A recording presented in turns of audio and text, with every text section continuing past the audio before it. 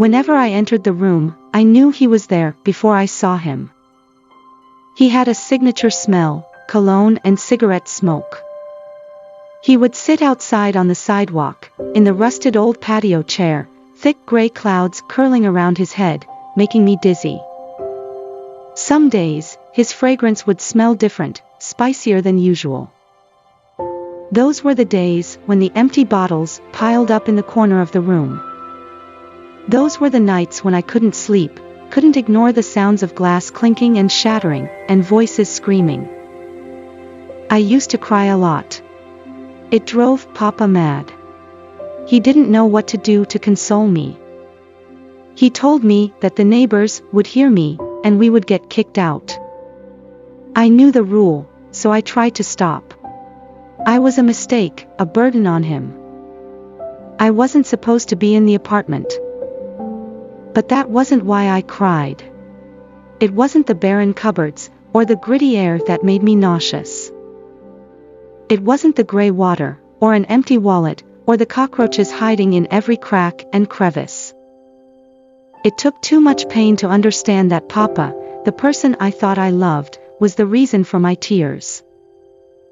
I was happy the mornings when I was alone. It was serene. I could jump up and down on the bed, and if I flapped my arms, and if the breeze caught my tattered dress just right, it could carry me into the sky. I could fly away and explore the world.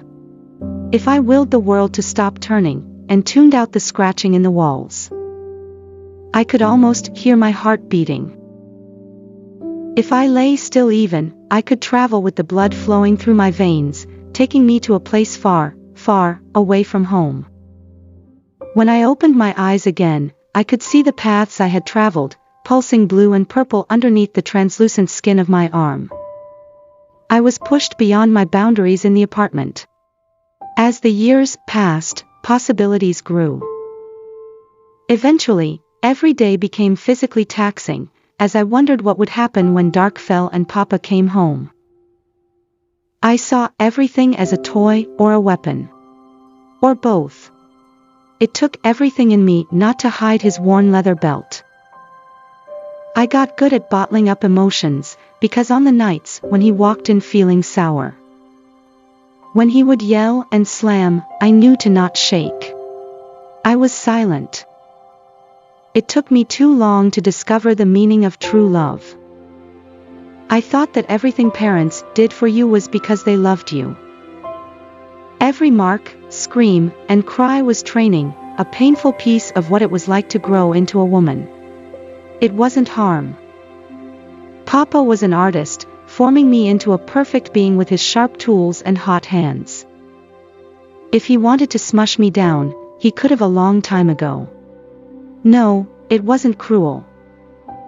Love was a cruel mistress with many forms. Like Aphrodite, she could appear however she wanted. She was black as midnight and pale as ghost when I was in the bedroom with Papa, as he showed me the limits of my body. She turned the other cheek when I screamed as Papa clamped his free hand over my mouth. Her eyes glowed red as she watched from the corner as I would give up and go limp, just another one of Papa's toys. She had an illuminated complexion and aureate hair when he held me in his arms and told me that he loved me. And that he'd never let anything bad happen to me. And she and I would both listen intently, breathing in his scent.